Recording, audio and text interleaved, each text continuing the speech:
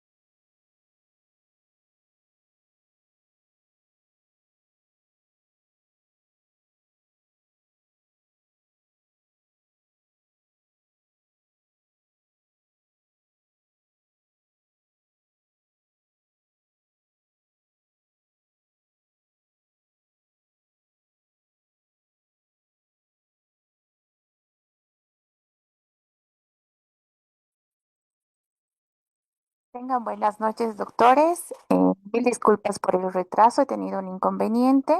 Pues el día de hoy vamos a dar inicio a la clase. Continuando con el temario de pediatría, pues vamos a hablar de algunas patologías infecciosas prevalentes. En pediatría, no sé si me pueden ayudar con el chat, si se escucha el audio.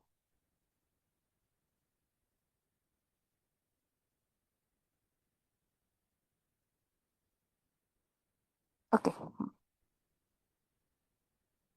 bueno, muchas gracias.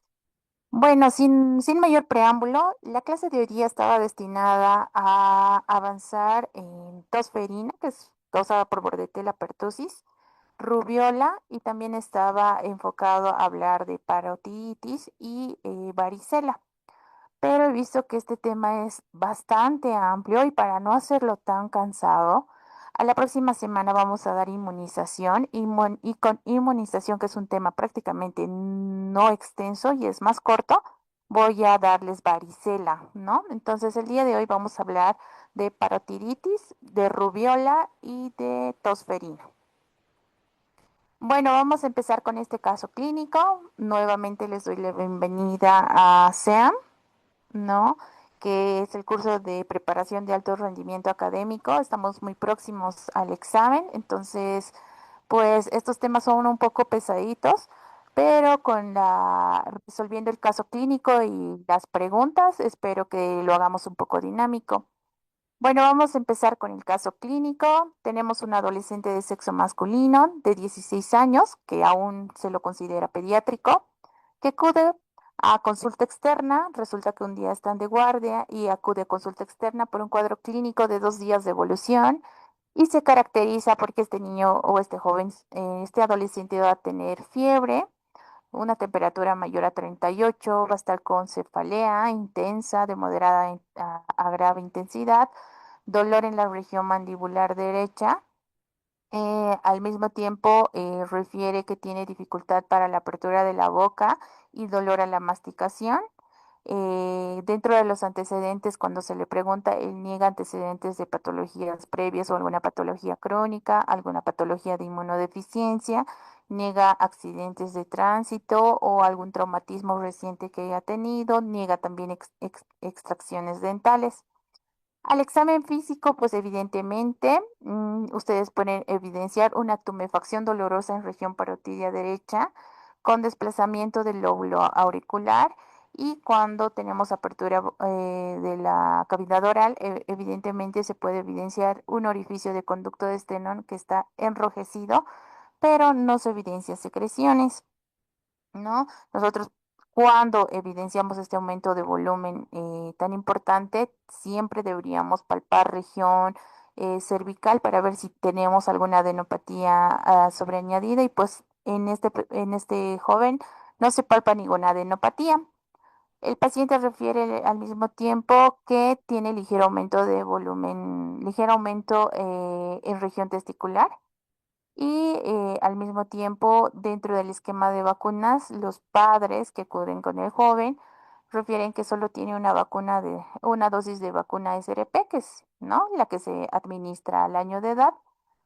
Dentro de los signos vitales, ya cuando lo revisan, evidentemente está con una frecuencia cardíaca en 125, que quiere decir que para la edad de este joven está taquicárdico, una respiratoria en 22, una temperatura en 38,9, axilar que está con fiebre, y evidentemente no tiene alteración en la saturación, que satura 90 sin aporte de oxígeno.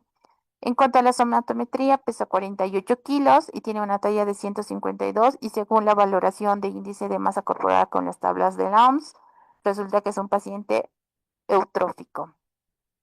Pues ustedes piden de inmediato un examen de laboratorio, en el cual lo que llama la atención es que reporta una leucopenia marcada, glóbulos blancos en 3.800.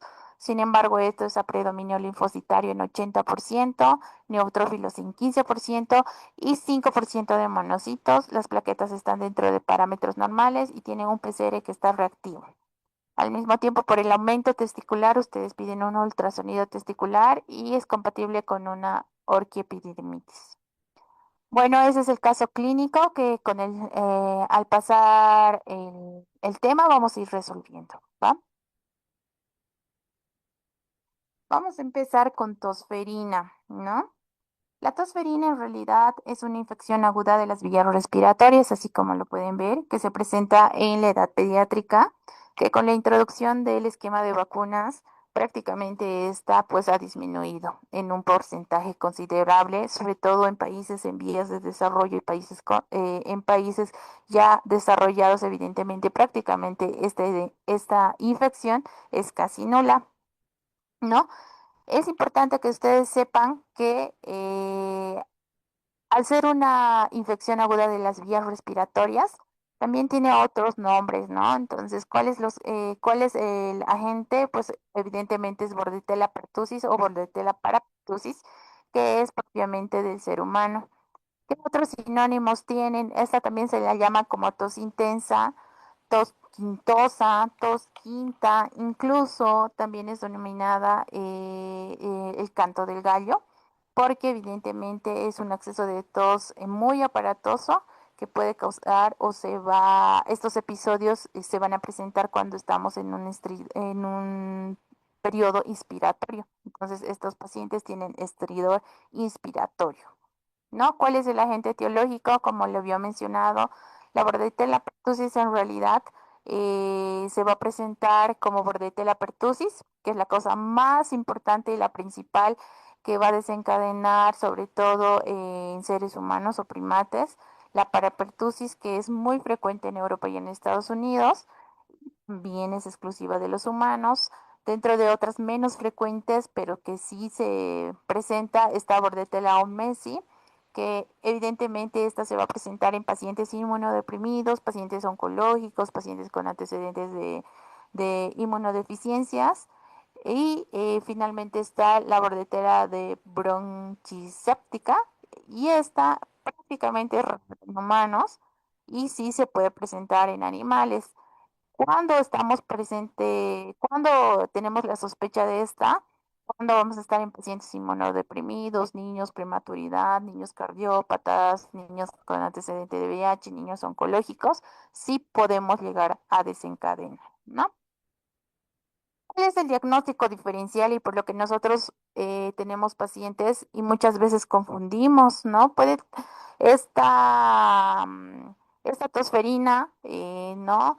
Puede dar episodios paroxísticos de tiempos prolongados, ¿no? Entonces, dentro de los diagnósticos diferenciales bacterianos, sobre todo está Mycoplasma pneumoniae, ¿no? Porque el micoplasma, ya saben que es un germen atípico que nos puede dar neumonías atípicas en niños mayores de 5 años, como habíamos visto en la clase pasada.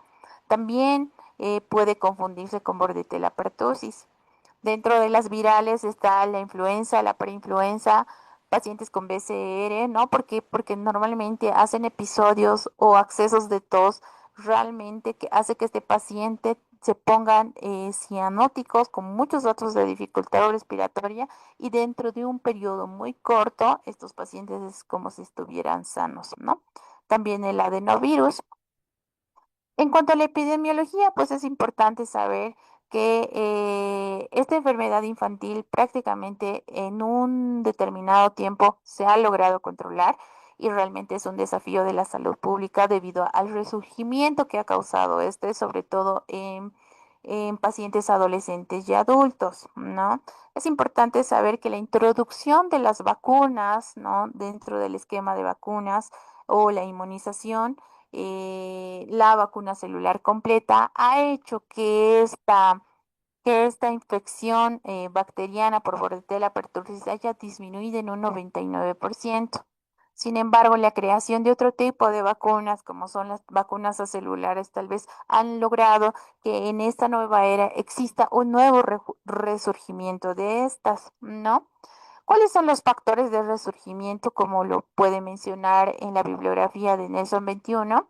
Pues existen tres pilares fundamentales para que haya un resurgimiento de esta Bordetella pertussis o la famosa tosferina, sobre todo la inmunidad evanescente, que significa que la protección de las vacunas modernas prácticamente duran menos tiempo, ¿no? Menos tiempo de lo esperado. la adaptación de estos patógenos, ¿no? Se dice que se ha visto que ha emergido cepas de Bordetella pertussis que tienen deficiente cantidad de pertactina, que es una proteína clave que tiene la vacuna y que prácticamente ahora con la introducción de las vacunas celulares prácticamente no se protege el tiempo esperado y ha logrado resurgir lo que es la tosferina y sobre todo la falta de inmunidad de rebaño, que quiere decir que muchos grupos, ¿no? Muchos grupos, ya sean adolescentes o adultos, pues prácticamente no tienen la vacuna y son la principal fuente de contagio para, sobre todo para los pacientes más vulnerables, que son los lactantes o tanto lactantes mayores como lactantes menores, o la edad adulta extrema como los ancianos. Cuando hablamos de los mecanismos patogénicos más importantes de la Bordetella pertussis, es importante que ustedes sepan que en realidad esta bacteria, ¿no? Tiene un proceso de colonización, tiene un artesanal de toxinas y la transmisión de esta va a hacer que esta, pues evidentemente, vuelva a resurgir en nuestra sociedad. En realidad esta bacteria no invade los tejidos como otras bacterias u otras infecciones, sino que se va a caracterizar porque estas bacterias se van a adherir a los cilios, ¿no? Aquí como pueden ver la imagen, se van a adherir a todos los cilios del epitelio respiratorio, ¿ya?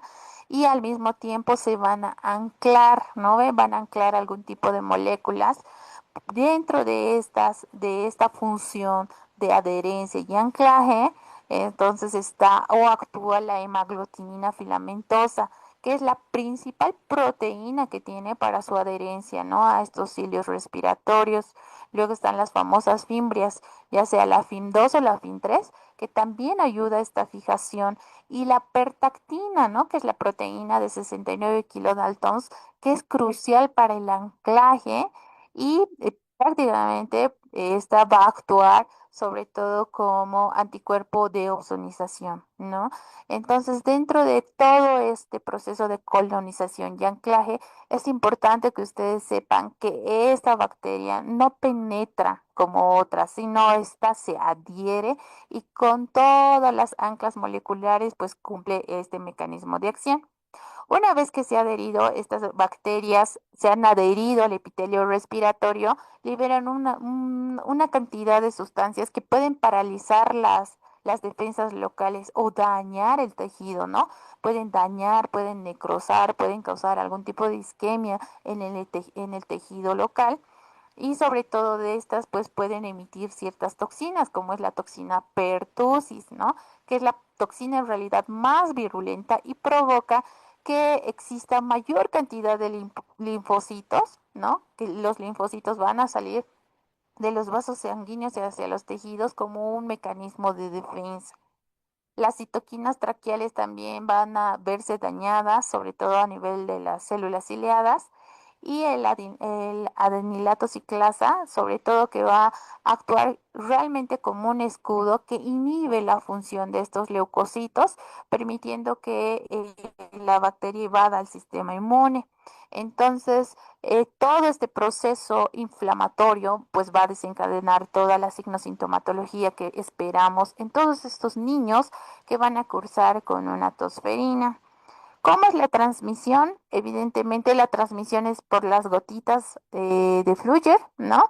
Y a corta distancia, si este paciente estornuda, tuese, evidentemente va a contagiar, ¿no? Va a contagiar a todos los que estén cerca de él, ¿no? Entonces la vacuna, ¿no? La vacuna, a pesar de que se ha dicho que es el método de protección más efectivo, la vacuna celular, a pesar de que las personas estén vacunadas, igual pueden, ¿no? Transmitir por vía aérea este patógeno y puede circular por el medio y aún si son personas inmunodeprimidas.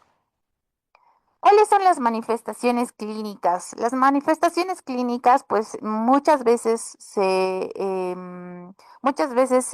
tiene diagnósticos diferenciales con las neumonías virales, con BCR, sobre todo, ¿no? Con virus sincitial respiratorio, con neumonías atípicas como micoplasma. Sin embargo, las manifestaciones clínicas de la tos va a depender mucho de la edad del paciente y del estado inmunológico en el que se va a encontrar cada paciente. ¿no? Entonces la bibliografía la divide en tres, ¿no? En tres estadios. Y esta enfermedad en realidad tiene un periodo de duración entre 8 y 12 semanas, ¿no? Entonces, algunas bibliografías la nombran como la tos de los 100 días. Sí, evidentemente va a tener un proceso catarral, ¿no? Como aquí pueden evidenciar, tiene un proceso catarral, tiene un proceso paroxístico y un proceso de convalecencia.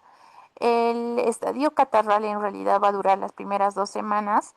Va a tener un inicio muy insidioso, eso quiere decir que el paciente puede aparentar solo estar resfriado, va a haber rinorrea, congestión, puede haber alzas térmicas, los pacientes van a estar como con una rinitis con estornudos frecuentes y evidentemente el periodo catarral es el periodo de mayor contagio. Cuando hablamos de un periodo paroxístico, ya entre las 2 y las 6 semanas, este paciente prácticamente va a tener la tos, ¿no? La tos es lo más característico de la tosferina, como su nombre lo dice, tosferina. Es una tos prácticamente muy, muy, muy aparatosa. Es en ametralladora, con múltiples golpes en una sola expiración, por eso también se le llama la tos del gallo. Prácticamente esto se va a caracterizar porque estos episodios de tos que son tan fuertes, que van a ser de tiempos cortos, donde el paciente va a estar cianótico, con datos de dificultad respiratoria y sin poder respirar prácticamente, va a estar seguida de vómitos, ¿no? Entonces, eso es lo más característico de la tosferina. Y la fase de convalecencia prácticamente que puede ser entre mayor a 2 semanas, ¿no? O puede ser más de las 4 semanas, eso dependiendo del estado inmunológico del paciente y de la edad, ¿no? Evidentemente, en esta etapa de convalecencia, pues va a haber una disminución gradual de la frecuencia y de la intensidad de los ataques de tos y prácticamente va a tener a disminuir. ¿Cómo es la presentación típica de los niños menores de 3 meses? Como les había explicado, las manifestaciones va a cambiar dependiendo del grupo etario al que va a afectar. Se dice que los niños menores de 3 meses, que son los lactantes menores, realmente es el grupo de mayor riesgo, ¿no? Y la clínica en estos puede ser muy peligrosa porque en muchos casos la clínica puede ser muy atípica, ¿no? Normalmente en estos niños el estadio catarral, ¿no? Que es el primer periodo, es muy breve y prácticamente estos niños no van a presentar catarro, no van a estar con rinorrea, no van a estar con hiperemia conjuntival, no van a tener fiebre y directamente van a ir al segundo episodio, que es el episodio de apnea y cianosis. Estos niños pueden tener como único episodio la apnea y la cianosis. ¿Qué quiere decir? Que van a tener pausas respiratorias por más de 20 segundos con disminución de la saturación o repercusión hemodinámica y al mismo tiempo van a estar muy, muy cianóticos, ¿no? El niño deja de respirar y se pone prácticamente morado. ¿No? Existe y puede haber desencadenantes mínimos, como por ejemplo la succión, puede hacer que estos niños entren en un periodo de apnea y cianosis, el ruido, la luz, ¿no? O prácticamente algún estímulo muy breve hace que desencadenen este periodo donde va a haber una tos prácticamente que va a ser asfixiante. Este estridor o esta sensación de tener una inspiración tipo gallo prácticamente en los lactantes menores es muy, muy, muy, muy, muy inespecífica, ya que la musculatura respiratoria en estos niños es pues muy débil y tiene mayor compliance, ¿no? Entonces, como ustedes pueden ver en la imagen, tiene periodos de apnea, cianosis y como una tos asfixiante. Sin embargo, cuando estamos frente a adolescentes y gente adulta, pues prácticamente la signosintomatología va a ser diferente, ¿no? Entonces, en ellos muchas veces no suelen pasar por las tres fases, ¿no? En ellos es más evidente, claro que sí, el periodo catarral, porque puede empezar con malestar general, puede empezar con rinorrea, catarro, hiperemia conjuntival. Los accesos de tos van a ser más prolongados, que es el signo clave, ¿no? Y esta tos normalmente va a durar más de 21 días. y pues van a tener la sensación de estrangulamiento, va a haber una cefalea intensa con cada episodio de tos y después de cada episodio de tos, evidentemente, los pacientes van a vomitar, ¿no? Entonces, esos son los signos clínicos de un paciente con diagnóstico de tosferina. ¿Cuáles son los diagnósticos diferenciales? Y como ya se los he mencionado, también podría ser pregunta de examen, ¿no? Es fundamental distinguir, ¿no? Porque la tosferina también es una infección de vías respiratorias, sobre todo por bordetella pertussis o parapertussis, las más frecuentes, y que se pueden confundir por la signosintomatología con adenovirus, ¿no? Con micoplasma, con clamidia, con las neumonías atípicas, con virus, que virus sincitial respiratorio, sobre todo que da bronquiolitis en menores de 6 meses o incluso con alguna presencia de algún cuerpo extraño. ¿Qué es lo que lo diferencia? Pues que en adenovirus evidentemente tengo presencia de fiebre muy alta y en adenovirus evidentemente voy a tener una hiperemia faríngea y esto voy a tener una conjuntivitis sobreañadida, cosa que no pasa en tosferina. En micoplasma, pues puede o no haber fiebre, cefalea, y cuando yo voy a escuchar pulmones, evidentemente voy a tener clínica, ¿no? Clínica pulmonar. Sin embargo, en una tosferina prácticamente no tengo clínica pulmonar, ¿no? Clamidia lo mismo, no puedo tener una tos muy estancosa, al mismo tiempo también puedo tener una conjuntivitis y taquimnea. En BCR, lo más característico es que voy a tener sibilancias y datos de dificultad respiratoria, datos de atrapamiento aéreo en la placa radiográfica y niños menores de 6 meses. Y antecedente de cuerpo extraño, pues que el cuerpo extraño no va a la curva en ascenso en cuanto al inicio de manifestaciones clínicas, sino las manifestaciones clínicas son de forma súbita, ¿no? Entonces, paciente que ha tenido, no sé, aspiración de un cuerpo extraño como una pila, ¿no? O un maní, evidentemente los accesos de tos, ¿no? Que pueden ser cianos antes y con vómitos, evidentemente va a ser después del suceso. ¿Qué les pido a estos pequeños, no? Entonces, para hacer un diagnóstico de tosferina, evidentemente tengo que saber manifestaciones clínicas, tengo que saber en la edad en la que se presenta, tengo que ver revisado, tengo que saber antecedentes personales patológicos, no patológicos y el esquema de vacunas. Una vez que tengo identificado y puedo hacer diagnósticos diferenciales con otras entidades, con otras infecciones respiratorias, evidentemente, recién me voy a la analítica de sangre. Yo a todos estos niños, pues les puedo, para darme un diagnóstico orientativo, puedo pedir un hemograma y resulta que estos pequeños van a tener linfocitosis absoluta, ¿no? Puede ser que yo tenga glóbulos blancos, sí, con tendencia al ascenso, pero evidentemente va a haber predominio linfocitario. Y cuando estoy con un pronóstico grave, recién voy a tener la presencia de leucocitosis extrema, incluso mayor de 90.000 y trombocitosis marcada, que pueden ser dos entidades para marcar que este niño evidentemente tiene alto riesgo a muerte, ¿no? Es importante también saber identificar la cantidad de eosinófilos, porque si yo tengo la presencia de estos, pues tengo que pensar o sospechar en una causa alérgica, que también podría ser un diagnóstico diferencial, el asma. En la radiografía de tórax, en muchas ocasiones puede haber o puede esta radiografía estar normal, ¿no? O puede tener ligero infiltrado periliar, como el signo de un corazón velloso o un corazón en mariposa, como se puede ver aquí en la imagen, ¿no? Prácticamente las consolidaciones, ya sean únicas o focos múltiples, pues me hace pensar evidentemente en algo bacteriano y no en tosferina. ¿Cuáles son los métodos de confirmación microbiológica? Pues la elección, y que también podría ser pregunta de examen, la elección de la prueba depende mucho del tiempo del paciente, ¿no? No es lo mismo tomar exámenes de laboratorio o pruebas confirmatorias cuando está iniciando el periodo catarral o cuando estamos en plena, ¿no? Tos convulsa o cuando estamos prácticamente en la fase de convalecencia prácticamente estos dos estudios pueden variar, ¿no? Sin embargo, el gol estándar para el diagnóstico después es la prueba de elección, ¿no? Entonces, ¿cómo se lo realiza?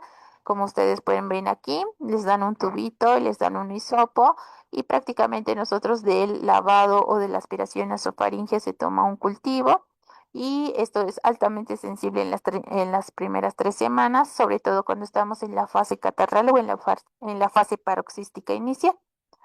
El cultivo también se ha visto que es un gol estándar de oro por su especificidad, pero este pues evidentemente tarda mucho más tiempo, ¿no? Es lento y a veces es muy difícil de realizar y su sensibilidad pues prácticamente cae después de las 2 semanas de inicio de la tos o si este paciente evidentemente ha recibido algún tipo de antibiótico. Dentro de otros estudios también que microbiológicos de gran importancia está la serología, donde por medio de la inmunoglobulina G contra toxina pertussis podemos identificar ya, ¿no? Y este estudio evidentemente es más útil, sobre todo en personas que han sido vacunadas, ¿no? Con un valor mayor a 90 unidades internacionales ml, hace un diagnóstico confirmatorio de tosferina. ¿Cuál es el tratamiento? El tratamiento, pues, se va a centrar sobre todo en dos pilares fundamentales, ¿no? El principal, un soporte clínico intrahospitalario, sobre todo en pacientes o lactantes de mayor riesgo, y el manejo de los síntomas para prevenir complicaciones fatales en estos pequeños. Sobre todo, ¿cuáles son los criterios de hospitalización? Así como también lo habíamos mencionado en neumonías, todos los lactantes menores de 3 meses siempre, así los síntomas sean muy leves, no, así solo les haya hecho una apnea, que es una pausa respiratoria con cianosis de saturación, o tenga datos de broncoespasmo, se tiene que internar. Y pacientes con tos, así, tos muy marcada, apneas con desaturación, cianosis, mala tolerancia oral o alteración del sistema nervioso central de 3 a 6 meses, igual deberían internarse. Pacientes con patologías de base siempre se internan, como pacientes con prematuridad, pacientes con antecedentes de asma, patologías cardíacas, patologías pulmonares, ¿no? Como fibrosis quística, antecedentes musculares, porque prácticamente iba a empezar con insuficiencia respiratoria o antecedentes neurológicos como parálisis cerebral, tumores cerebrales o alguna condición que haga que estos pacientes pues tengan alto riesgo a mortalidad, se tienen que internar y todo paciente que convulsiona, que está con insuficiencia respiratoria o con apneas, como lo habíamos determinado en las clases pasadas, se interna, ¿ya? Aquí les muestro un cuadrito donde hacemos un diagnóstico, una diferencia entre un episodio paroxístico no grave y un episodio paroxístico de peligro. Entonces, eso va a depender mucho de la duración, ¿no? Cuando es menor a 45 segundos, pues prácticamente este periodo paroxístico, que significa este periodo de tos con cianosis, y que hace que este pequeño pues tenga la sensación asfixiante, dura menos de 45 segundos, 45 segundos, prácticamente no se la considera grave. Pero cuando este periodo es prolongado e interrumpido con cianosis, incluso estos pacientes por periodos de hipoxia prolongada pueden llegar a convulsionar, entonces prácticamente sí se lo considera de riesgo. En cuanto a la coloración, si está rojo todavía el paciente, pues no se le considera tan grave, pero cuando el paciente está cianótico, azul con palidez y pueda tener hipoxia a los diferentes órganos, es un signo de alerta. En cuanto a la frecuencia cardíaca, si este está más de 60, estamos tranquilos. Si hace una bradicardia severa con apnea, evidentemente puede entrar en asistolia o parada cardiorrespiratoria y es un signo de peligro. La recuperación, ¿no? Si esta recuperación es espontánea, pues no hay problema, pero si requiere estimulación, succión, ventilación a presión positiva, pues o intubación, evidentemente es de riesgo. Si el estado de conciencia no se altera, pues no hay problema. Puede ser que solo esté agotado, ¿no? Después de su periodo de tos, está agotado. Sin embargo, cuando este paciente pierde el conocimiento, convulsiona o hace una apnea prolongada y puede causarle deterioro neurológico, evidentemente es un signo de alarma y un signo de peligro y estos niños tienen que internarse, ¿vale? Cuando nosotros deberíamos hacer un manejo respiratorio avanzado, cuando estos niños están evidentemente en insuficiencia respiratoria, tienen Silverman, no sé, más de 4, 5, 6, necesitan algún soporte ventilatorio, ¿no? Entonces hay desaturación, hay retracción intercostal, subcostal, hay disnea, a pequeños esfuerzos, entonces necesitan intubación, necesitan inducción farmacológica. ¿Eso qué quiere decir? Que nosotros para relajar a este paciente incluso podemos poner miorrelajantes musculares y el uso de oxigenación y aspiración de secreciones porque puede verse la cánula obstruida y causar mayor deterioro. Incluso podemos hacer algún trauma o alguna fuga como neumotórax. Entonces, ¿cuál es el tratamiento, no? Entonces, Nelson 21, ¿qué refiere? Nelson 21 dice, pues tenemos fármacos de primera línea y tenemos fármacos alternativos. Son los fármacos de primera línea en menores de un mes. Evidentemente es la acitromicina y la eritromicina, ¿no? La acitromicina es el fármaco más recomendado. Este se debería usar de 10 miligramos kilogramo día y son 5 días de tratamiento. Cuando hablamos de niños de 1 a 5 meses, sigue siendo la acitromicina con la misma dosis. Lactantes mayores de 6 meses y niños acitromicina y en adultos, pues evidentemente acitromicina, pero en mayor dosis, hasta 500. ¿No? Entonces, el de primera línea igual se lo considera la eritromicina, ¿no? Es de 40 a 50 miligramos kilogramo día cada 6 horas, se le podría dar por 14 días. Y los fármacos de primera elección es acitro y eritro. Fármacos alternativos, ustedes están en un centro de salud y están muy lejos para llegar a 2 días, no se pueden esperar y no tienen acitro ni eritro, pero sí tienen, ¿no? Cotrimoxazol o claritro. Evidentemente se puede usar como tratamiento alternativo, sobre todo Cotri, ¿no? Que hay en primer nivel. ¿Y cuánto es la dosis? Pues prácticamente en estos niños puede ir de 40 miligramos kilogramo día. Cuando son niños muy pequeñitos, menor a un mes, pues evidentemente está contraindicado, igual a Claritro. Pero ya niños más grandes, si tienen niños de 1 a 5 meses o lactantes mayores, evidentemente sí ya lo pueden usar. La claritromicina igual, la dosis es 15 miligramos kilogramo día y esta va a estar dividida en dos dosis, ¿no? El tratamiento es 7 días. ¿Cuáles son las complicaciones? Tenemos complicaciones respiratorias y tenemos complicaciones neurológicas. Las respiratorias, evidentemente estos pacientes hacen apnea, las apneas pueden complicarse, necesitarían intubarse. Las neumonías secundarias, evidentemente esta tosferina puede complicarse o sobreinfectarse y dentro de ellas pues puede hacer neumonía focos múltiples como Staph aureus o neumonías locales o localizadas como Streptococcus pneumoniae, sobre todo si estos niños no tienen esquema de vacuna completa y podría ser la principal causa de mortalidad en ellos. Dentro de otra identidad, también de mayor mortalidad está la hipertensión pulmonar progresiva porque va a aumentar las resistencias vasculares pulmonares y así los tengamos con ventilación mecánica, pues estos niños van a crear refractariedad y vamos a tener que pasar a ventilación de alta frecuencia y el daño mecánico pulmonar por ventilación prolongada, sobre todo, como les había mencionado, por el incremento de las presiones intratorácicas podemos causar neumotórax o algún tipo de enfisema que puede ser complicaciones letales, ¿no?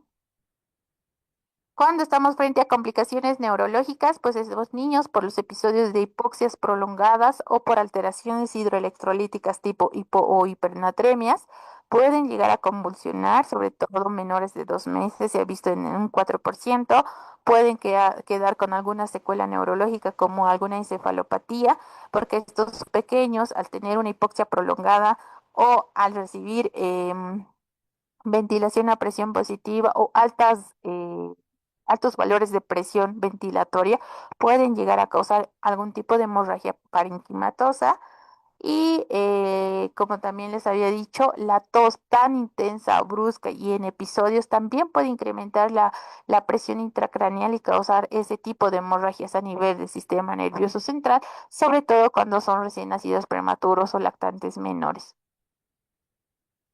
¿Cuál es la prevención? Pues la prevención prácticamente se va a basar en una estrategia de inmunización universal, ¿no? Todos estos niños deberían tener las vacunas completas, ¿no? Y se debería hacer la estrategia del nido o la estrategia de vacunación materna. Como ustedes saben, el esquema de vacuna infantil, tenemos a la DTPA, ¿no? ¿Qué cubre esta? Como su sigla lo dice, difteria, tétanos y tosferina A celular. Y esto está diseñada sobre todo para niños menores de 7 años y va a proteger contra la toxina pertussis inactivada y otros tipos de antígenos como hemaglutinina filamentosa. Entonces, la medida de protección para tosferina evidentemente es la vacuna infantil, ya sea la de TPA para niños o para adolescentes y adultos, la TDPA, que contiene evidentemente una carga reducida de antígenos para difteria y tosferina, y esta se va a recomendar en pacientes mayores de 7 años, ¿no? Entonces, eso es el resumen de tosferina. No sé si tienen alguna duda o alguna pregunta o pasamos directamente a las preguntas.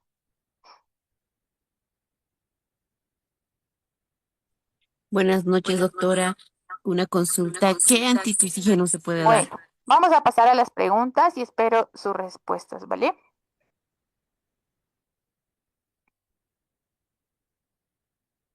Ok. Vamos a desarrollar el tema y vamos a pasar al banco de preguntas para que no se haga muy tedioso al final, ¿vale? ¿Cuál es el agente etiológico causante de la tosferina?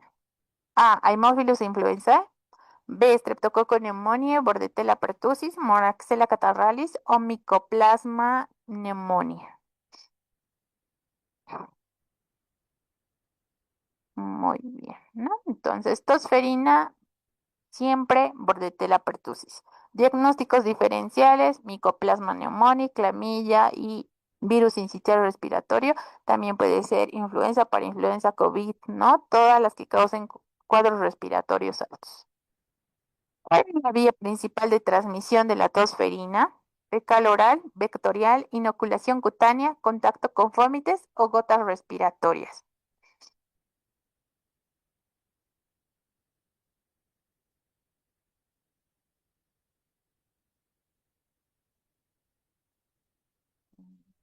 Todos dicen inoculación. Bueno, no.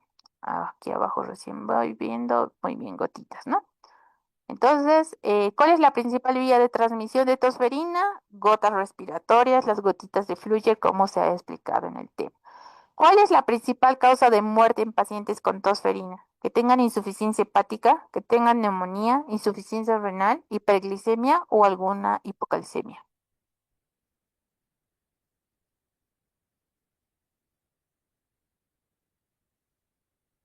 Exacto, muy bien, ¿no?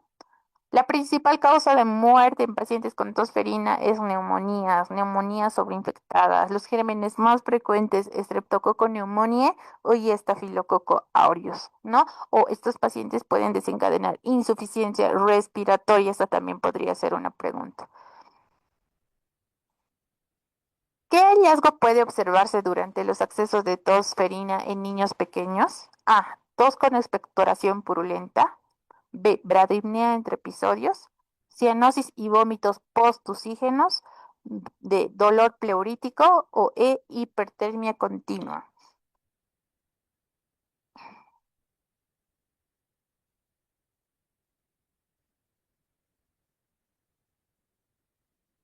Muy bien, ¿no? Entonces, todos los pacientes que tienen tosferina tienen cianosis, es cianosante y tienen vómitos postusígenos si son niños pequeñitos, ¿ya?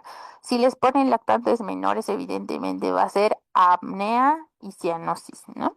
Entonces, con expectoración purulenta, neumonía. Bradipnea entre episodios, pues no, ¿no? Sería apnea, ¿no? No bradipnea. Dolor pleurítico, paciente que tiene neumonía por estreptococo neumonía o estafilococo aureus, hipertermia continua, cualquier tipo de infección, ¿no? ¿Qué medida preventiva debe tomarse en mujeres embarazadas para prevenir la tosferina en recién nacidos? Vacunación con DTPA antes del parto, administración de monoglobulina al neonato, vacunación con DTPA entre las semanas 27 y 33, uso de antibiótico profiláctico o vacunación del recién nacido al nacer.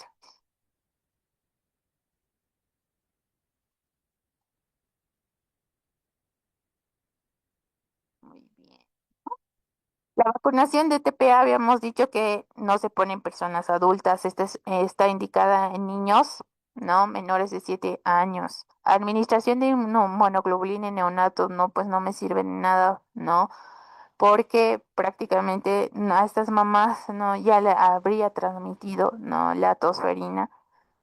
Uso de antibióticos profilácticos no durante el parto, para nada, porque habíamos dicho que la transmisión en realidad no de la tosferina no es vía transplacentaria, la transmisión va a ser para las otras personas con las que conliden, porque la transmisión es por gotitas de Fluyer, por expectoración. Y la vacunación del recién nacido al nacer nada que ver porque igual no es transplacentaria en ningún momento. La única forma de proteger a esta madre evidentemente es con TDVA y antes de que este paciente nazca y eso lo hacen en esta fase porque en esta fase ya no estamos en la fase de organogénesis y no va a causarle prácticamente nada al producto ni a la madre. ¿M? ¿Cuál es el método diagnóstico más sensible para la detección de Bordetella pertussis en fases tempranas? Cultivo, serología, prueba de aglutinación, PCR o frotis nasal.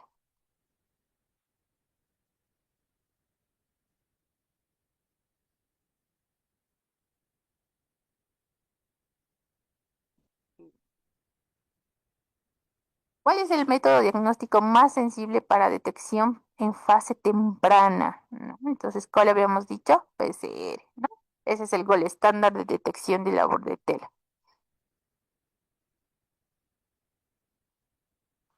Bueno, vamos a empezar ahora a hablar de la rubiola.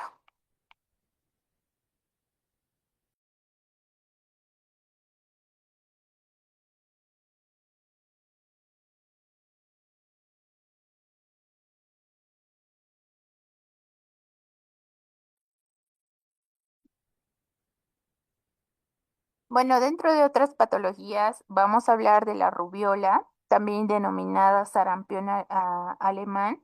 En realidad, esta es una enfermedad exantémica, como ustedes lo pueden observar, ¿no? Entonces, la rubiola es una enfermedad leve y se caracteriza por ser una patología exantémica frecuente en lactantes, también en niños, ¿no? Sobre todo en aquellos que no han recibido la vacuna.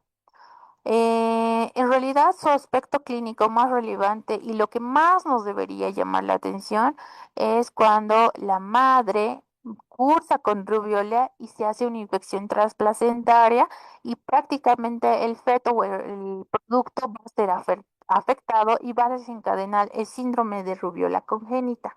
No tanto así la enfermedad como tal, porque esta puede pasar desapercibida. Entonces, ¿qué es lo más importante, no? La rubiola tiene como diagnósticos principales y muchas veces nos confundimos con sarampión o con otro tipo de exantema, como también varicela, ¿no? O sarampión. Esos son sus diagnósticos diferenciales más evidentes. La rubiola pertenece a la familia Togaviridae y pues prácticamente es el único miembro del género Rubivirus. ¿Cuál es su característica? Que es un virus ARN monocateriano, ¿no? Y también que pertenece a a la familia Togavirus. Eso podría ser pregunta de examen, ¿no? ¿Cómo se transmite? Se transmite igual por gotículas de secreción nasal y esto va a invadir sobre todo vía respiratoria, el epitelio respiratorio, ¿no? Los, Dentro de la anatomía patológica, es importante que nosotros sepamos a qué nos referimos con una rubiola postnatal adquirida, que habíamos dicho que es la rubiola la que menos debería preocuparnos, porque prácticamente va a dar signos sintomatología muy rara y muy pocas veces puede llegar a desencadenar alguna enfermedad o mortalidad en los niños o adultos infectados. ¿No? Entonces, los síntomas en estos pacientes prácticamente van a ser inespecíficos y se va a caracterizar sobre todo porque va a haber una inflamación linforeticular, que quiere decir que estos pacientes van a tener presencia de adenopatías retroauriculares cervicales, incluso pueden tener adenopatías occipitales en la fase prodrómica, ¿no? Cuando hablamos de infiltración mononuclear, pues esta va a haber presencia de células de defensa, ya sea presencia de linfocitos o monocitos en áreas perivasculares, sobre todo puede llegar a afectar el sistema nervioso central, ¿no? Como se había visto en la imagen, normalmente cuando estamos hablando de una fase exantémica, va a haber unas lesiones tipo eritema maculopapular o las famosas manchas rosadas, ¿no? También puede afectar faringe, conjuntiva, puede causar cefalea intensa y estos pacientes pueden tener anorexia. Este tipo de exantema, igual que sarampión, va a iniciar cefalocaudal, ¿no? Y pues nada más de importancia, ¿no? Es importante también saber reconocer el síndrome de rubiola congénita, que esta, a diferencia de la forma postnatal, esta va a producir grandes daños, ¿no? Y daños irreversibles, sobre todo en madres que logran hacer una transmisión transplacentaria, ¿no? Puede causar gran impacto si sobre todo estas madres van a infectarse en el periodo de organogénesis, que quiere decir antes de las 20 semanas de edad gestacional. El libro menciona que antes de, de las 11 semanas, que podría ser pregunta de examen, que estamos en periodo prácticamente de organogénesis, el 90% de estos recién nacidos van a tener manifestaciones clínicas muy deleterias para su vida, para la vida y para la función. Dentro de estas, pues, como ustedes sabrán, tenemos varios, ¿no? Hallazgos anatomopatológicos y compromisos, sobre todo a nivel cardiovascular, las cardiopatías, que también podría ser pregunta de examen, paciente con síndrome de rubiola congénita, ¿qué cardiopatía es más frecuente? El ductus arterioso persistente, que es el DAP, o la estenosis de la arteria pulmonar, son las dos patologías cardiológicas más frecuentes. Y como tercera está la comunicación intraventricular. Cuando hablamos de afección del sistema nervioso central, prácticamente esos niños pueden nacer con una meningitis crónica, con mucho daño neurológico, pueden tener necrosis parenquimatosa y una vasculitis por calcificación. Cuando hablamos de los ojitos, estos pacientes nacen con cataratas, nacen con retinopatía, ¿no? Y también pueden tener glaucoma, pueden tener microftalmia, necrosis del cuerpo ciliar. Cuando hablamos de oídos, estos niños van a tener hemorragias cocleares, van a tener hipoacusia neurosensorial, necrosis endoteliales, a nivel pulmonar pueden nacer con neumonitis intersticial mononuclear, hígado pues prácticamente nacen con fibrosis, desorganización lobulillar, incluso alguna transformación hepática o alteración de las células gigantes a nivel hepático, pueden nacer con problemas renales como una nefritis intersticial, glándulas suprarrenales, una citomegalia cortical, a nivel óseo, malformaciones osteoides, adelgazamiento del cartílago, puede haber alteraciones a nivel del vaso, también del timo, y en la piel puede haber lo que es la llamada eritropoyesis en la dermis, ¿no? Prácticamente todos los niños que están con síndrome de rubiola congénita tienen alteración en todos los órganos. Es por eso de vital importancia hacer un diagnóstico oportuno y ver en qué fase se encuentra y saber el esquema de vacunas, ¿no? ¿Cuál es el mecanismo de acción? Prácticamente estos virus van a entrar al organismo, ¿no? No tienen una ruta establecida, se replican y se propagan, ¿no? En la fase de replicación inicial, el virus infecta y se multiplica, sobre todo en vía respiratoria. Luego va a tener una diseminación linfática, va a entrar a los ganglios linfáticos regionales. Es por eso que vamos a tener múltiples adenopatías retroauriculares, cervicales, occipitales, ¿no? Al mismo tiempo, estos pacientes pueden tener febrícula, dolor faríngeo, eritema, ¿no? Pueden tener malestar general, fiebre, ¿no? Cuando estamos en un periodo de viremia, que es el punto crítico, que puede ser entre las de 10 y 17 posinfección, prácticamente todo el cuerpo, por todo el cuerpo circula este virus y la excreción viral pues prácticamente se hace después de las 2 semanas de infección, después de que aparezca el exantema o las manchas en piel, las manchas rosadas, ¿no? Es importante que ustedes sepan que el periodo de máxima contagiosidad está desde los 5 días antes hasta los 6 días después de la aparición del exantema, y esto también podría ser pregunta de examen, diagnóstico diferencial de periodo de contagiosidad de la rubiola, 5 días antes y 6 días después de la presencia del exantema.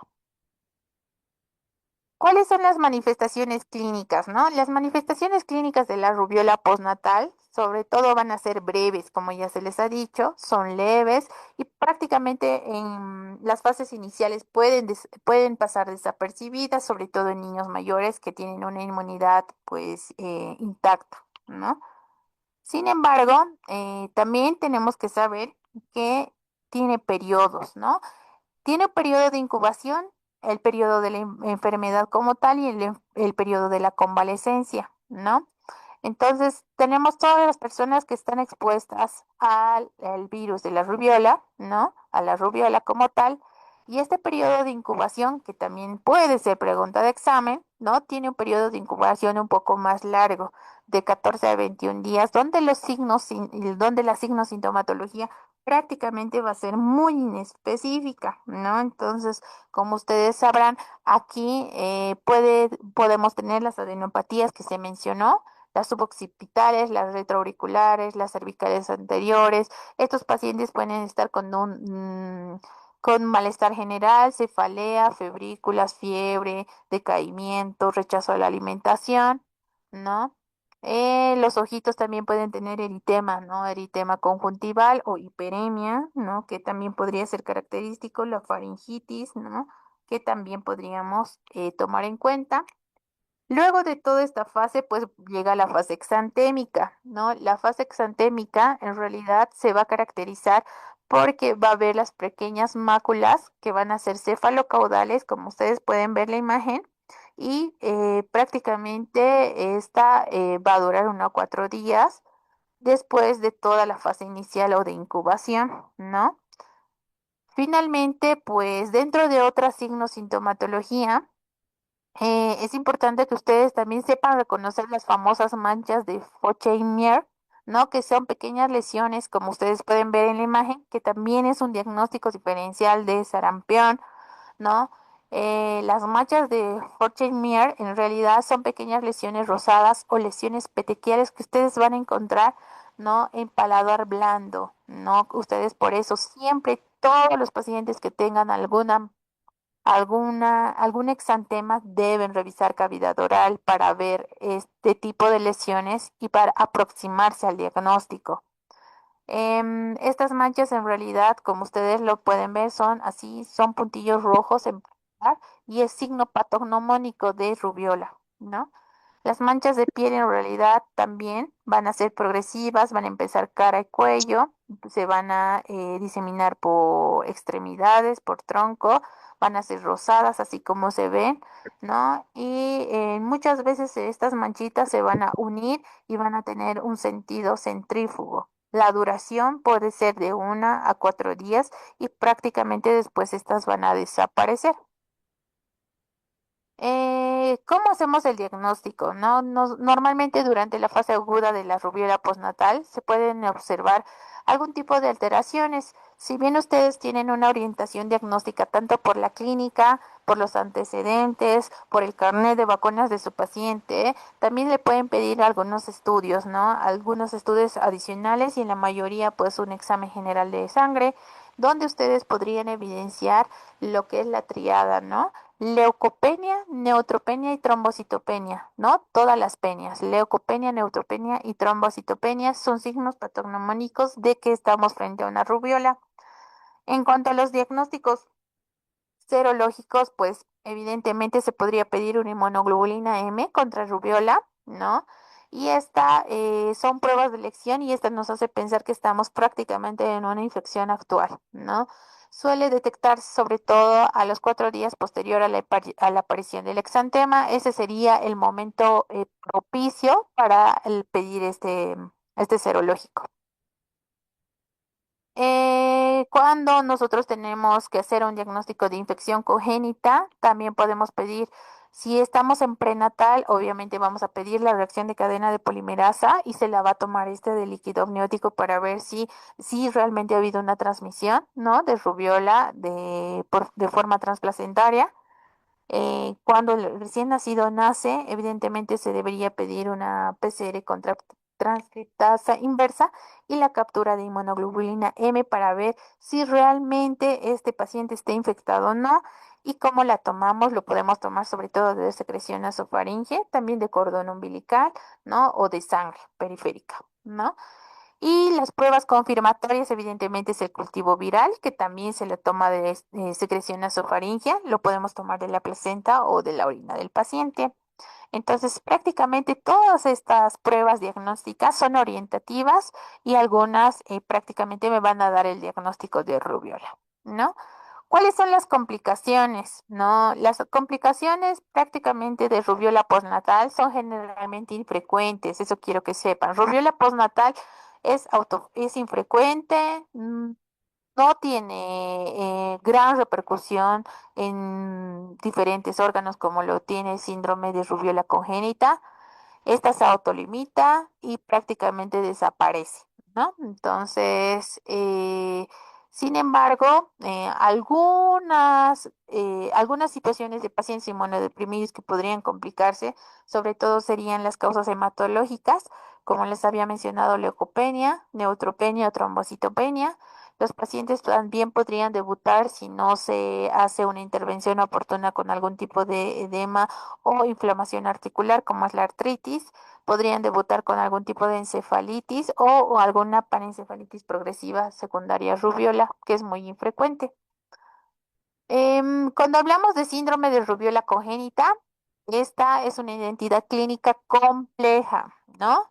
Que si no la detectamos a tiempo es altamente mortal y pues tiene una repercusión mala para la vida y la función de todos estos recién nacidos. Dentro de las manifestaciones clínicas, prácticamente pues la más importante, hipoacusia. Hipoacusia neurosensorial es el hallazgo individual más común de los niños que tienen síndrome de rubiola.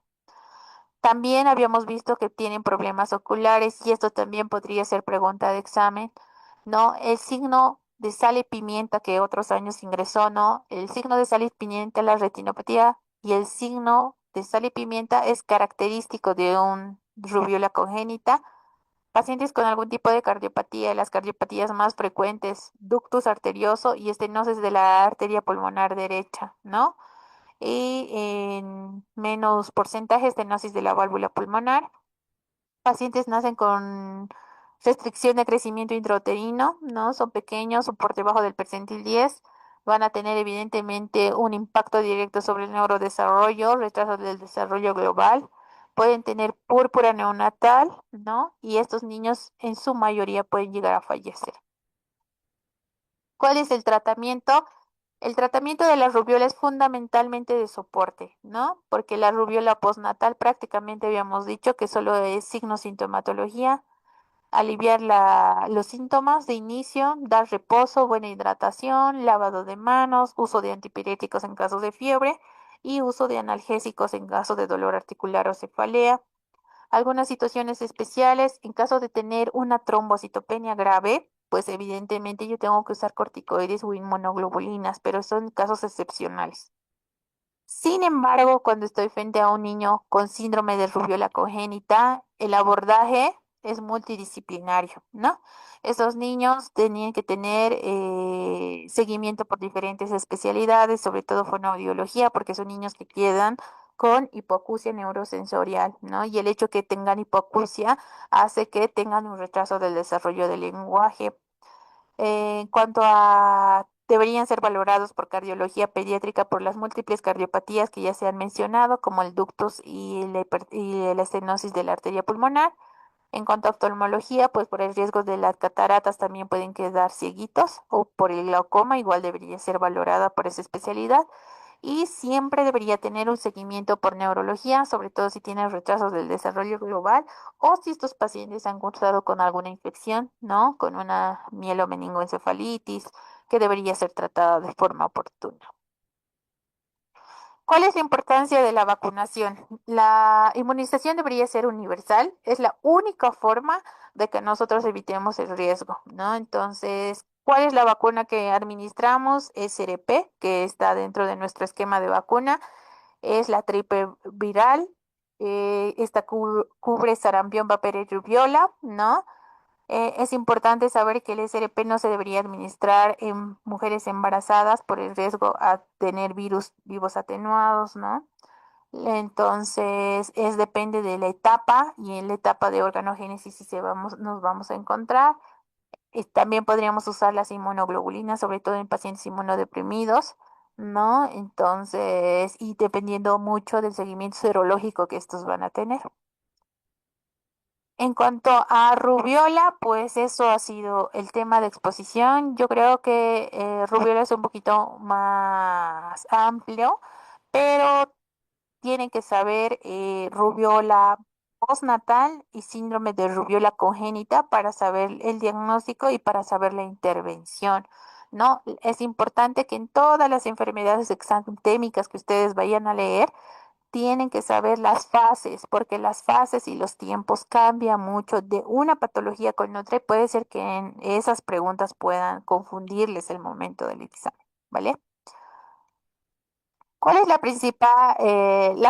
vía principal de transmisión del virus de la rubiola?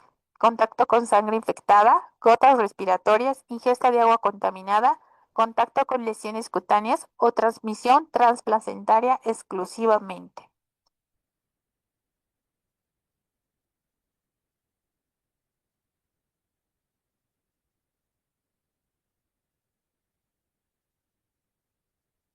Exacto, muy bien, ¿no? Las gotas respiratorias, ¿no? La rubiola se transmite principalmente por vía aérea, a través de las gotitas de Fluyer, ¿no? Entonces es importante identificar a estas personas que están infectadas y así evitar la propagación de esta enfermedad. ¿Cuál es el periodo de incubación típico de la rubiola?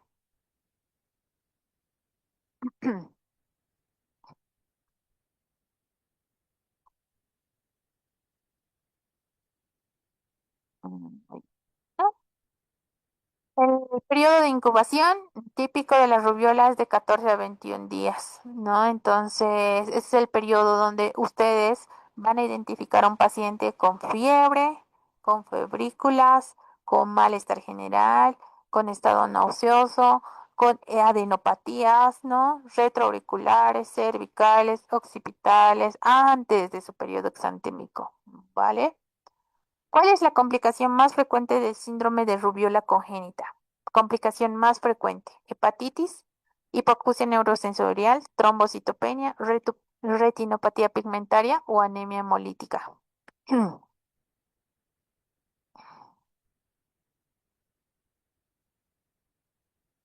Oh, muy bien. La complicación más frecuente del síndrome de rubiola congénita es la hipoacusia, la más frecuente. ¿Listo? Entonces, esta hipoacusia neurosensorial debería ser valorada por fonoaudiología y pues evidentemente para evitar un retraso del desarrollo del lenguaje, ¿no? Entonces, se ha visto que la rubiola como tal va a causar un daño directo en el oído interno. Entonces, por eso hacen hipoacusia neurosensorial estos pequeñitos. ¿Cuál es la manifestación clínica inicial más característica de la rubiola postnatal?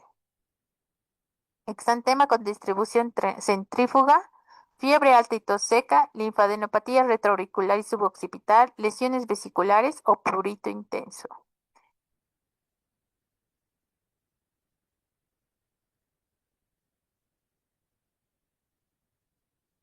Muy bien, ¿no? Las manifestaciones clínicas iniciales de una rubiola postnatal. Lean bien la pregunta. Pueden mezclar rubiola postnatal o síndrome de rubiola congénita. Ya son dos cosas totalmente diferentes. La postnatal siempre va a iniciar con linfadenopatía retroauricular y suboccipital, ¿ya? En la fase de inicio o en la fase prodrómica. ¿Cuál es el hallazgo oftalmológico clásico en el síndrome de rubiola congénita? Retinopatía en sal y pimienta, glaucoma congénito, desprendimiento de la retina, microftalmia o anisocoria.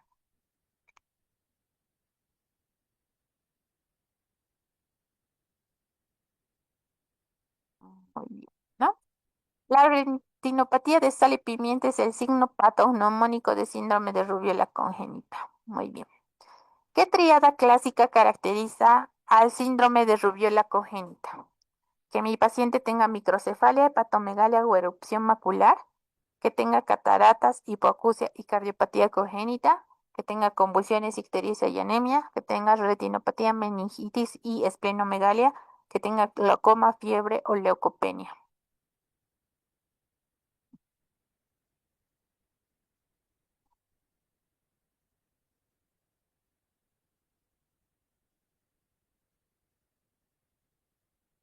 La tríada clásica, evidentemente, es la catarata, ¿no? Habíamos dicho, la catarata, la hipoacusia neurosensorial y la cardiopatía congénita, ductus arterioso y estenosis de la arteria pulmonar, ya sea derecha o izquierda.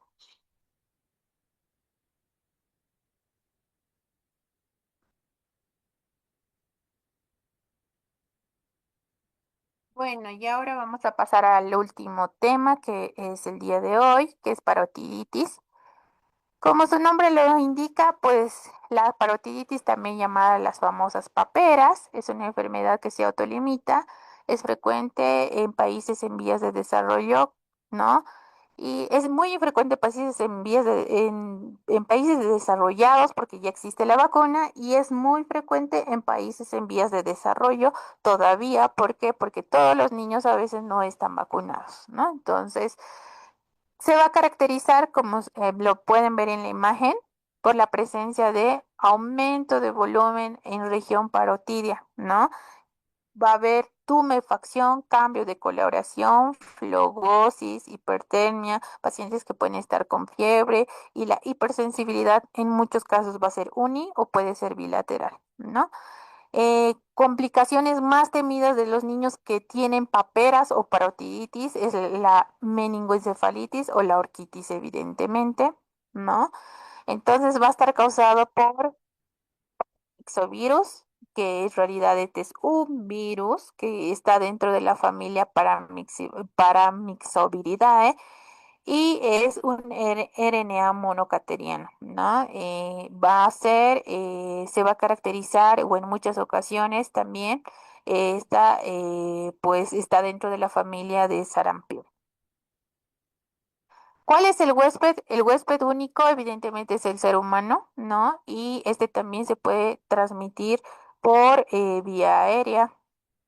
En cuanto a la epidemiología, pues cuando antes, no, antes de, en una era prevacunal, prácticamente todos los niños, ¿no? Cuando no tenían vacunas, los niños más afectados, el grupo más afectado eran los de 5 a 9 años, los niños más pequeños, sobre todo en invierno o en primavera, ¿no? Entonces, o niños que prácticamente no tenían el esquema de vacuna completa. Resulta que eran niños, como el caso clínico, que solo tenían una dosis de SRP, pues tenían, ¿no? Mayor riesgo a tener papera, ¿no? Entonces, ¿cómo se contagia? El contagio es de persona a persona y también es por gotitas de Fluyer, ¿no? El virus aparece en saliva desde los 7 días antes hasta los 7 días después de que empiece este aumento de volumen o tumefacción parotidia.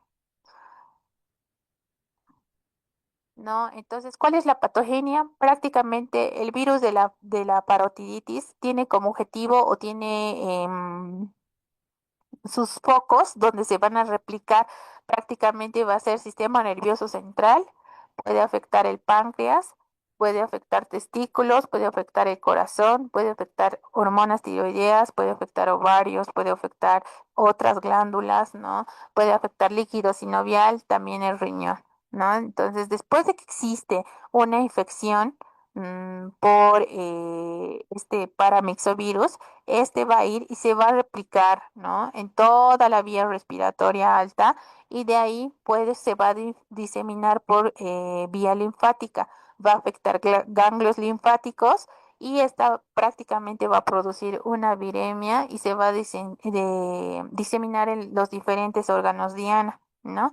Ya sea cerebro, otro tipo de glándulas, corazón, riñón, páncreas y también glándula tiroide. ¿Cuáles son las manifestaciones clínicas? Prácticamente, pues todo va a depender de la progresión y la inflamación de la glándula, ¿no? Tenemos tres fases importantes que menciona el libro. Tenemos una fase de incubación que va a durar de 16 a 18 días con un rango entre 12 y 25 días, que es el periodo de incubación, donde prácticamente estos pacientes van a estar asintomáticos como si no tuvieran ninguna signo sintomatología sobreañadida, ¿ya? Y que no saben que están infectados, pero sin embargo van a estar en contacto con otros niños y pues puede diseminar, sobre todo en niños que no tienen la vacuna, ¿no? O el doble refuerzo de CRP. Tenemos la fase de pródromos o inicio de síntomas, que esta va a durar muy cortita, va a ser de 1 a 2 días y es una fase prácticamente inespecífica. Los niños van a tener malestar general, van a tener fiebre, febrícula, van a tener cefalea, pueden estar con estado nauseoso que llega a vómitos, ¿no? Y prácticamente la fase de parotiditis o la fase de inflamación, donde va a haber el signo clásico de la inflamación, principalmente de las glándulas salivales. Va a haber aumento de volumen, va a haber flogosis, va a haber aumento de temperatura y evidentemente puede ser uni o bilateral, ¿no? Su periodo máximo va a alcanzar a los 3 días y prácticamente este episodio de este aumento de volumen y toda la sintomatología pues va a reducir a los 7 días o a la primera semana, ¿no?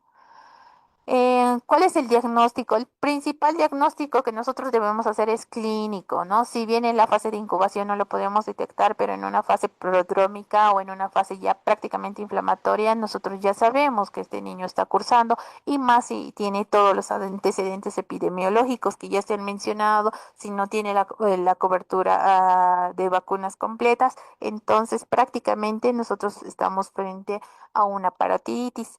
Sin embargo, existen algún otro tipo de pruebas inespecíficas que también podrían indicarnos que estamos frente a esta enfermedad, como por ejemplo, si nosotros a estos niños con parotiditis les tomamos una amilasa sérica, ¿no? Evidentemente, por el proceso inflamatorio y porque también es un órgano diana, se va a ver alterado. En cuanto al hemograma, pues se caracteriza este porque va a haber leucopenia, como lo tenía nuestro paciente, pero va a haber linfocitosis relativa, ¿no? Si bien los glóbulos blancos están bajos, los linfocitos van a estar altos o los mononucleares. En cuanto a los métodos virológicos, evidentemente podemos hacer un PCR, ¿no? Esto se debe tomar una muestra orofaringea o bucal y evidentemente esto va a dar positivo cuando estamos frente a los primeros 3 días de signo-sintomatología. El cultivo celular, que muchas veces lo hacemos en diferentes secreciones. Si este paciente tiene una meningitis o una encefalitis sobreañadida, evidentemente deberíamos tomarlos de líquido cefalorraquídeo y también se puede tomar disopiado nasofaringio y porque permite un cultivo o algún aislamiento directo y también la inmunofluorescencia de algún tipo de secreción respiratoria que me puede dar la orientación o el aislamiento del germen. ¿Cuáles son las complicaciones? Pues las complicaciones son variadas y va a reflejar dependiendo cuál va a ser el órgano diana o dónde va a infectarse. Si bien la parotiditis más del 90% pues remite a los 7 días, pero hay casos donde se puede complicar y los casos más temidos evidentemente es cuando tengo alguna afección del sistema nervioso central, porque estos pacientes debutan con una meningoencefalitis y es la complicación más temida, ¿no? O la más grave.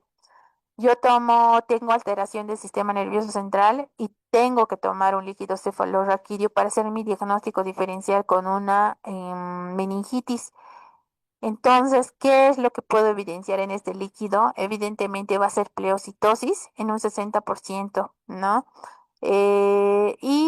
También va a haber predominio linfocitario, que esa es la diferencia con una meningitis bacteriana, y va a haber disminución de glucosa, como es la hipoglucorraquia, ¿no? Dentro de otras complicaciones también estaría la hipoacusia, igual que la rubiola, ¿no? Una complicación grave puede ser que estos pacientes queden sordos. Miocarditis, ¿no? Procesos infecciosos del miocardio. Pacientes hombres adolescentes, el 30-40% pueden debutar con una orquitis y prácticamente pueden tener algún tipo de atrofia testicular y una pancreatitis también que es de riesgo, que estos pacientes van a tener dolor abdominal, dolor a nivel epigástrico, van a tener náuseas y vómitos, e incluso pueden somatizar algún tipo de diabetes. ¿Cuál es el tratamiento? Pues no existe un tratamiento retroviral o antiviral específico, solo hay que tratar los síntomas. Si tiene fiebre, si tiene dolor, tumefacción, podemos dar analgésicos, podemos dar antipiréticos, mayor hidratación, comida licuada, ¿no? Todas las medidas necesarias. Si este paciente realmente no puede respirar, hay que ponerle oxígeno, ver cuánto está saturando y dependiendo de la gravedad, evidentemente hacer su traslado a un centro de mayor complejidad. Em, ¿Cómo evitamos todo esto? Con la vacuna, ¿no? Entonces la inmunización se hace con la vacuna de virus vivo, ¿no? Y eso es SRP. ¿Cuándo debo administrar según el PAI? Nosotros administramos la primera dosis al año de edad, entre los 12 y los 15 meses, y una segunda dosis de refuerzo a los de 4 a 6 años, ¿no? Y eso también podría ser pregunta de examen, igual lo vamos a volver a repasar en el tema de PAI. Al tratarse de una vacuna de virus vivo, SRP es una vacuna de virus vivos, ¿no? No debería administrarse en mujeres embarazadas o en personas con inmunodeficiencias, ¿no? Pacientes con VIH, pacientes con cáncer, ¿no? Pacientes con virus B19 que prácticamente están neutropénicos, plaquetopénicos y pancitopénicos en realidad, pues prácticamente esta vacuna virus vivo puede causar que sí tengan la patología. Entonces, no está indicado en personas con inmunodeficiencia o personas embarazadas. Bueno, vamos a resolver el caso clínico porque sí trataba de un paciente que tiene parotiditis. Como habíamos dicho, la parotiditis es frecuente en países en vías de desarrollo como el nuestro, donde todavía no se tiene acceso a vacunas o la gente no está informada, sobre todo en área rural, que deberían cumplir un esquema de vacunas. Llega a la consulta un adolescente de 16 años, que es frecuente en adolescentes, ¿no? Con la signosintomatología, no de incubación, fiebre, cefalea, dolor en región mandibular de 2 días, ¿no? De evolución, dolor a la apertura de la boca y al masticar, no tiene antecedentes de abscesos dentales, no tiene antecedentes de trauma, solo el aumento de volumen. Al examen físico, pues evidentemente su aumento de volumen, su desplazamiento del lóbulo auricular y su conducto de esternón que está enrojecido. Como antecedentes, también llama la atención que no tiene vacuna esquema de vacuna completa, solo tiene SR, su primera dosis, que quiere decir que solo tiene la vacuna del año y no tiene el refuerzo de los 4 años. Y también a todo esto va a tener un aumento de volumen testicular, ¿no? Entonces este paciente, si bien es eutrófico, pero va a estar febril, ¿no? Va a estar taquicárdico. El hemograma, habíamos dicho que cuando estamos frente a un paciente con paperas, vamos a tener leucopenia a predominio linfocitario y este paciente evidentemente tiene glóbulos blancos en 3800, leucopénico y linfocitosis, ¿no? Y su PCR está reactiva. Le hacen un ultrasonido testicular y tiene una orquitis o una orquiepididimitis, que es un signo característico o una complicación de paperas. Vamos a ir al banco de preguntas. ¿Cuál es la principal vía de transmisión del virus de la parotiditis?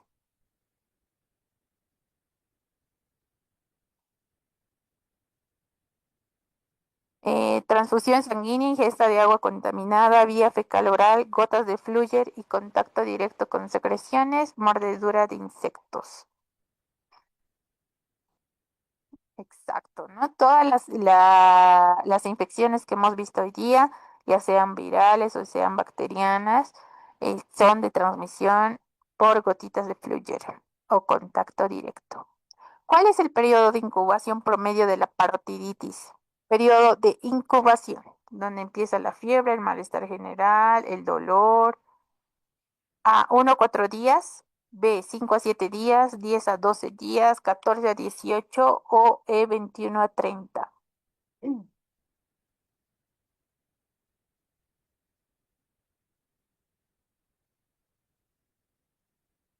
14 a 18. Muy bien. ¿Cuál es la complicación más frecuente de la parotiditis en varones postpuberales? Meningitis, pancreatitis, orquitis, sordera o miocarditis. Esa está facilita. Muy bien, creo que todos lo han respondido, ¿no? La orquitis, como lo dice el caso clínico. ¿Qué hallazgo es frecuente en líquido cefalorraquídeo durante una meningitis por parotiditis? Y eso también les dije, es una de las complicaciones más temidas. Presencia de eosinófilos, glucosa muy disminuida, pleocitosis linfocítica, neutrofilia intensa o cultivo positivo para bacterias.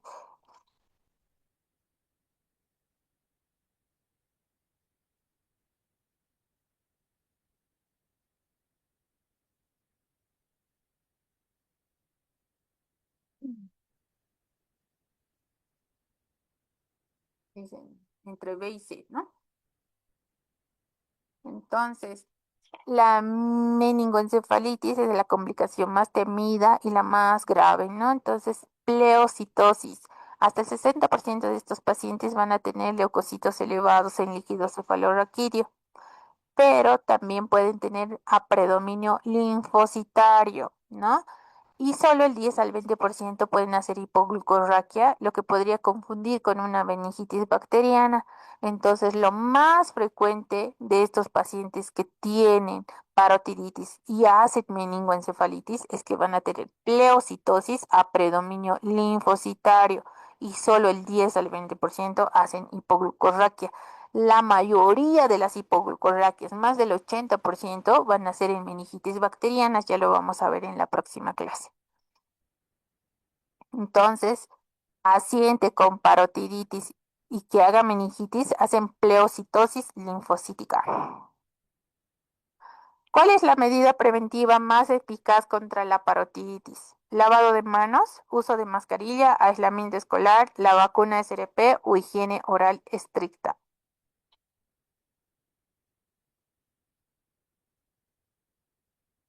Muy bien, ¿no? La vacuna.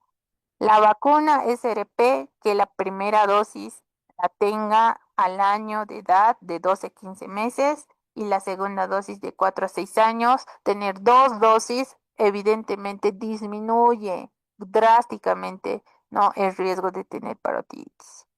¿Cuál es la edad recomendada para aplicar la primera dosis de vacuna SRP? Al nacimiento, 2 meses, 6 meses, a los 12 meses o a los 5 años.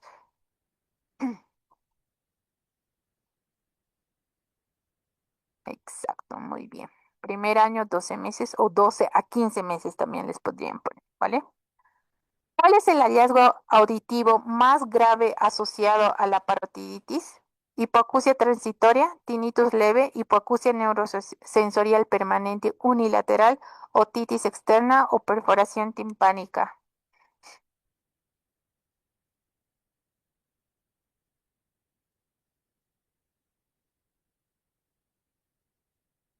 Eso, muy bien. Tanto en rubiola como en papera hay hipoacusia neurosensorial, ¿ya? No se vayan a confundir. ¿Cuál de los siguientes hallazgos clínicos es más característico de la parotiditis? Dolor mandibular irradiado al oído, secreción purulenta por el conducto de Stenón, tumefacción parotidia bilateral, eritema en la mucosa o presencia de úlceras en paladar.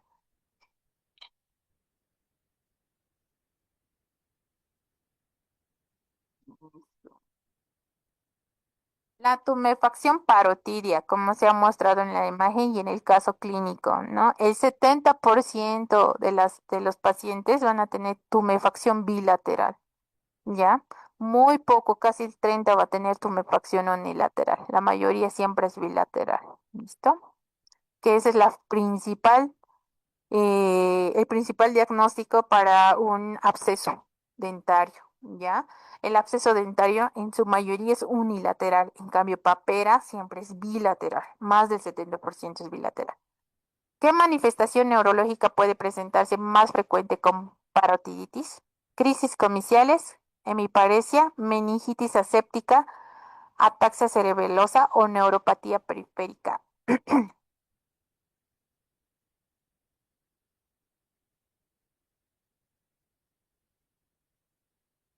Exacto, muy bien. Meningitis aséptica, porque habíamos dicho que tiene pleocitosis, pero con linfocítica, a predominio linfocitario. Por eso hacen meningitis aséptica, ¿no? Hasta el 10 al 30% de los pacientes pueden presentar meningitis por este virus, ¿no? Entonces, su característica principal del líquido cefalorraquídeo va a ser pleocitosis linfocítica. Bueno, creo que con eso hemos terminado la clase del día de hoy. No sé si tienen alguna pregunta. ¿Me pueden escribir en el chat? Ah, ok. Para las personas que han ingresado, les había comentado que los cuatro temas eran muy amplio, ¿ya? Entonces, como la próxima semana vamos a dar vacunas y vacunas es un tema prácticamente corto, entonces vamos a dar varicela con vacunas, ¿vale? Para que el día de hoy no sea el tema tan tedioso, por eso le voy a dar varicela con vacunas.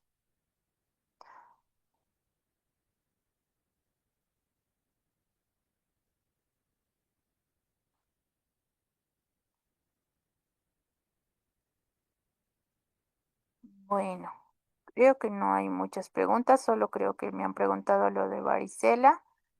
Creo que ha quedado claro la clase, sobre todo prepárense con las fases, ¿no? Y los tiempos, las manifestaciones clínicas, ¿no? En cada fase que puedan encontrar y la vacuna. Las vacunas las vamos a volver a ver en el tema de PAI para que ustedes repasen vacunas, pero prácticamente vacunas va a ser uno de los temas principales para su examen, por eso lo vamos a dar al final, ¿vale?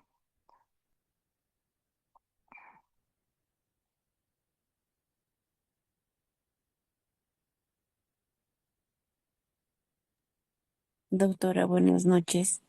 Una consulta. En caso de la tos ferrina, ¿qué antitusivo Bueno. se puede recomendar? Cualquier duda, cualquier pregunta, igual lo vamos a ir resolviendo y pues ya no los perjudico más, creo que ya es tarde.